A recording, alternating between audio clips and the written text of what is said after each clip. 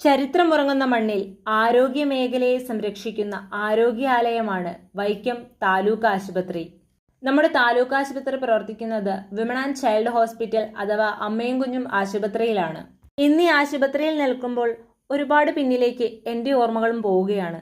പനിയും വയ്യായികയും വരുമ്പോൾ ഓടിയെത്തുന്നത് നാട്ടിലെ ആശുപത്രിയിലേക്ക് തന്നെയാണ്. അത്തരത്തിൽ എൻ്റെ കുട്ടിക്കാലത്തും ഞാനും ഒരുപാട് തവണ ഇവിടെ എത്തിയിട്ടുണ്ട്. അന്ന് ഈ കെട്ടിടത്തിന് പകരം മറ്റൊന്ന്, കുറേയധികം പരിമിതികൾക്ക് നടുവിൽ പ്രവർത്തിക്കുന്ന ആശുപത്രി അന്തരീക്ഷം തികച്ചും ജീർണിച്ച അവസ്ഥയിൽ.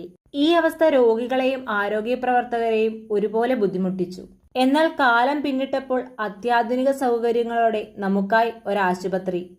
ജീർണതകളില്ല, പരിമിതികളില്ല. 5 നിലകളിലായി പ്രവർത്തിക്കുന്ന ഈ ആശുപത്രി സ്ത്രീകൾക്കും കുട്ടികൾക്കുമായുള്ള ജില്ലയിലെ തന്നെ ഏക ആശുപത്രിയാണിത്. ഈ ആശുപത്രി കെട്ടിടത്തിന് സമീപം തന്നെയാണ് പഴയ താലൂക്ക് ആശുപത്രി സ്ഥിതി ചെയ്തിരുന്നത്. രാജഭരണകാലത്തെ കുതിരാലയങ്ങളാണ് പിൽക്കാലത്ത് ആശുപത്രിയായി മാറിയത്. പഴയ കെട്ടിടങ്ങളുടെ സ്ഥാനത്ത് അത്യാധുനിക സൗകര്യങ്ങളോടുകൂടി 4 നില കെട്ടിടം ഇതാ ഉയരുകയാണ്. 1,20,000 ചതുരശ്ര അടി വിസ്തീർണത്തിൽ ആണ് പുതിയ കെട്ടിടം നിർമ്മിച്ചിരിക്കുന്നത്. ഇവിടെ 3 ICU, 3 ഓപ്പറേഷൻ തിയേറ്റർ, അതിലൊന്ന് മിനി ഓപ്പറേഷൻ തിയേറ്റർ എന്നിവയാണുള്ളത്. ആശുപത്രിയുടെ നിർമ്മാണം അവസാന ഘട്ടത്തിൽ എത്തി നിൽക്കുകയാണ്. നിർമ്മാണം പൂർത്തിയായാൽ ഉടൻ തന്നെ താലൂക്ക് ആശുപത്രിയുടെ പ്രവർത്തനം അവിടെ ആരംഭിക്കുന്നതായിരിക്കും.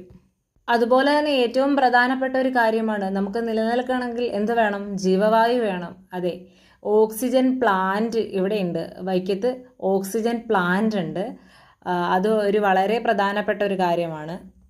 അതുപോലെ തന്നെ അതിനോട് ചേർന്ന് തന്നെ ഡയാലിസിസ് യൂണിറ്റ് ഉണ്ട്. അത് ഒരു വളരെ പ്രയോജനകരമായിട്ടുള്ളൊരു കാര്യമാണ്. കൂടാതെ ആംബുലൻസ് സർവീസ്, പിന്നെ അതുപോലെ തന്നെ ചുറ്റുമുള്ള പരിസരങ്ങളെല്ലാം വളരെ ശുചിത്വപരമായിട്ടാണ് നോക്കിക്കാണാൻ സാധിക്കുന്നത്. നമുക്ക് മുന്നിൽ കാണുന്ന ഇവയൊക്കെയും ഒരു വലിയ മാറ്റത്തിൻ്റെ, ഒരു വലിയ വെളിച്ചത്തിൻ്റെ ഫലമാണ്. അതെ, ഒരു വലിയ വികസനത്തിൻ്റെ ഫലമാണ് എന്ന് നമുക്ക് നോക്കി കാണുവാൻ സാധിക്കും. അതെ, ഏറ്റവും വലിയൊരു വികസനത്തിൻ്റെ ഫലമാണ് ഇവയൊക്കെയെന്നും പറഞ്ഞു വെക്കുവാൻ സാധിക്കും. ഇനി നമുക്ക് നല്ല നാളേക്കായി, നല്ല നാടിനായി ഒന്നായി കൈകോർക്കാം.